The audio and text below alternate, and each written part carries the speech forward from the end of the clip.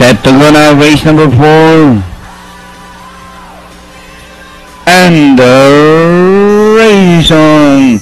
Canadian Girl, Monte Napoleone, Mayumi, Don Ronaldo racing in fourth.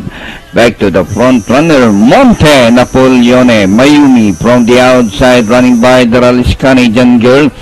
Don Ronaldo is running in fourth by about 3 lengths down on the inside. Speed of Pin Wanna Changing Lorky, and My White Knows All is running at the tail of the field by about 6 to 7 lengths of the leader.